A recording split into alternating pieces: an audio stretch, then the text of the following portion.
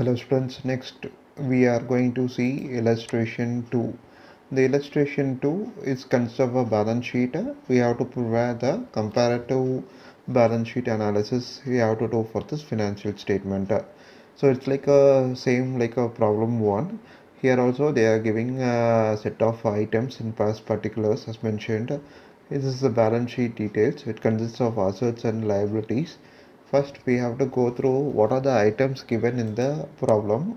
Based on that, we have to filter which category they belong, whether it's a current asset or non-current asset, liability or non-current liability. We have to filter and we have to group them together, and then we have to form the balance sheet equation as balancing. That is assets equal to liabilities plus capital.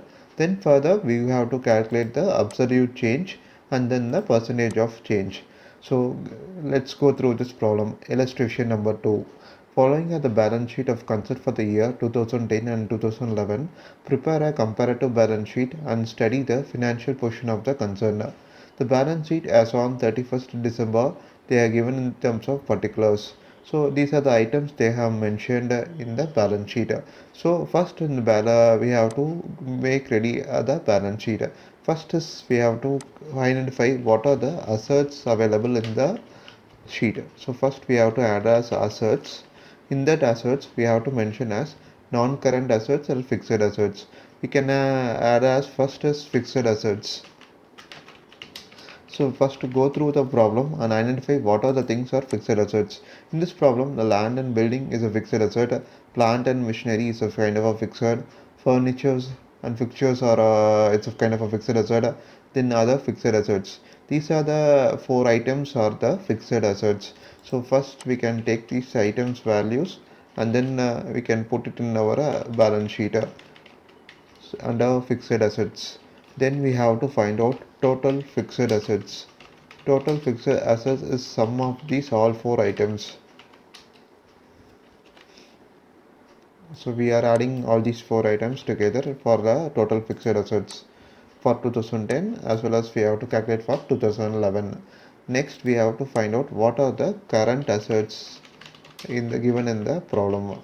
The current assets given in the problem are the cash in hand, cash at bank, bills receivables, sundry debtors, stock, and prepaid expenses. These are the items belong to the current assets. Then we have to take these all the items and place it into the current asset section. Then we have to find out total current assets. Total current assets is equal to sum of the items of cash in hand, bills receivable, sundry debtors, stock, and prepaid expenses. These all belong to the current assets. The current assets are something that which we can easily make it turn into money because cash can be easily converted to money.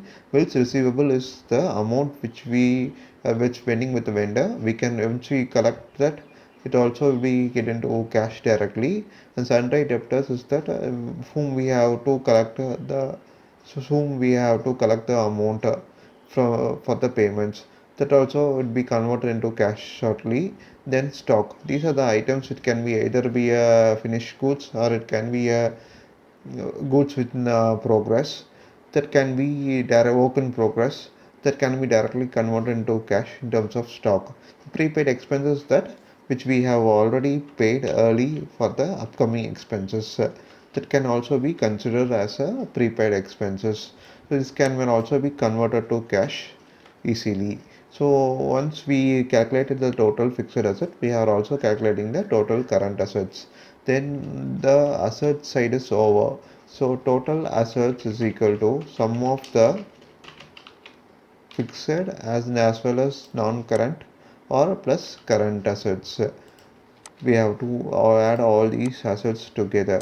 So total assets we have calculated. Next section is the liabilities section. Among the liabilities, first we have to focus on non-current liabilities or fixed liabilities. Non-current liabilities, what are the items available? We have to go through. It's for a long-term duration or considered as a non-current liabilities. What are the items available in non-current liabilities are long-term loan of mortgages is a long-term duration. liability. Then is debentures. Debentures also belong to a particular period of time or 1 or 2 years. So it's also mentioned as a long term. So these two items will come under the liability section of non-current liabilities. Then we have to find out the total for non-current liabilities. That is 2 lakh plus 1 lakh 50,000. So now we have calculated the non-current liabilities. Then we have to calculate the current liabilities. What are the items available in current liabilities are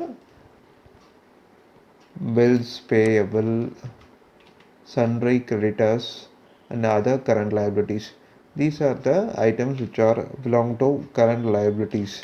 So we have to put it in the section of current liabilities.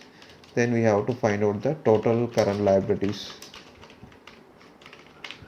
Total current liabilities is equal to sum of these three values, that is bills payable, sundry creditors, and other current liabilities. So once we have find out the total current liabilities, then we have to find out what is the equity section. Equity capital. So under equity, what are the items available are, one is equity share capital and then reserves and surplus. So these two items which comes under this equity. Then we have to find out total equity is 66 lakhs plus 3 lakh 30,000. Similarly 8 lakhs plus 2 lakh 22,000. Then we have to sum up all these together. So total liabilities is equal to non-current liabilities plus current liabilities plus equity. So similarly we have to calculate for 2010 as well as 2011.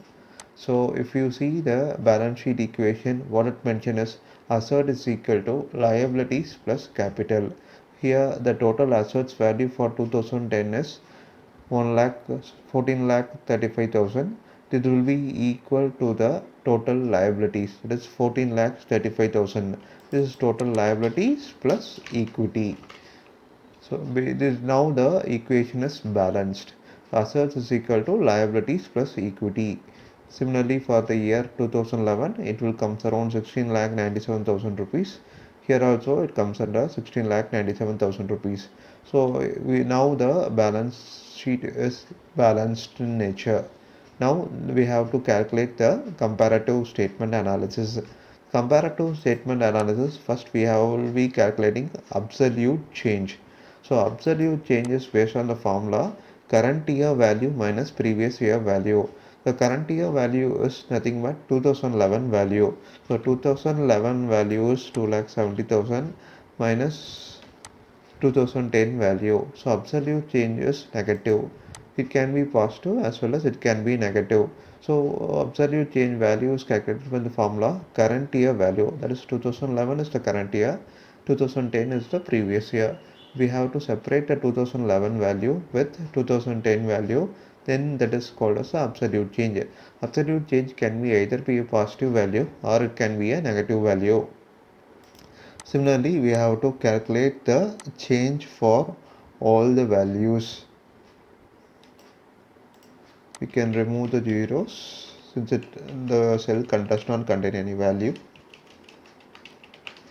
So we can identify what kind of changes have taken place as positive changes. Example, for consider land and building from 2010 to 2011, the fixed asset has been decreased. The land and building has been decreased by minus 1 lakh value. Plant and machineries from 4 lakh they have increased to 6 lakh. So they have bought some new plants and machineries. So the company has focused on the investment on machineries. It indicates that there is some expansion of business. Similarly, we have to calculate the percentage of change. Percentage of change, what's the formula is absolute change by previous year value into 100. Here the absolute change is minus 1 lakh divided by previous year value is 3 lakh 70,000 into 100 percentage. In this way, it's minus 27 percentage of change because land and building is the asset. They have reduced from 3,70,000 to 2,70,000. So there is a reduction in minus of 1 lakh rupees. So the percentage of change is also in a negative way. In this way, we have to calculate the percentage of change for all the values in the table. We can remove the values which is of 0, which is of no use because there's no values in the particular cell. Based on the absolute change, we can also identify the percentage of change. So based on this, we can easily understand that the total fixed assets of the company has increased by 13.49 percentage. So investment on asset has increased, and mainly the asset focus was given on the plant and machineries. So plant and machineries indicates that the company is on expansion mode. Next, we can understand that liability section. The non-current liabilities has increased to 42%. So the company has got loans that has increased the percentage by 42 percentage. And the current liabilities, the company we need to pay some amounts in a short interval period of time that comes under current liabilities that also have increased to 12.9 percentage.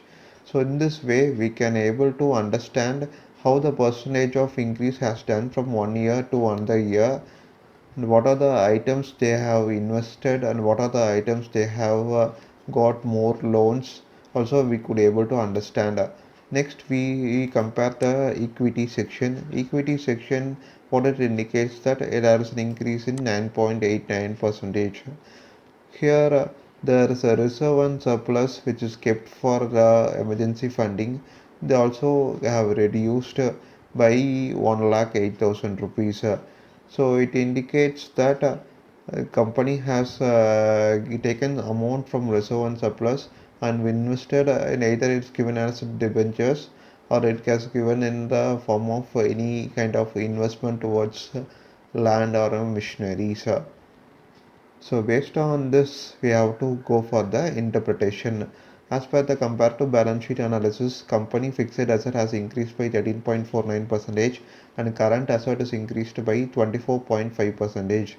Company has also got new loans that has increased the liabilities by 42 percentage and the current liabilities also have 12.9 percentage. Reserves and surplus amount also have decreased. It can be done as a payment of debenture or it can be invested into the some investments. So based on this summary, we could able to identify that there is overall the company appears to be in expansion phase, but there is an increase in debt and decrease in reserves that should be monitored for future sustainability. As of current year, we can identify that they are in expansion mode, but for the next upcoming years, we have to keep monitoring what is how their debts is going on, whether they are increasing their debts or decreasing their debts, which we have to be monitor. Based on that, we can identify the sustainability of the company in future.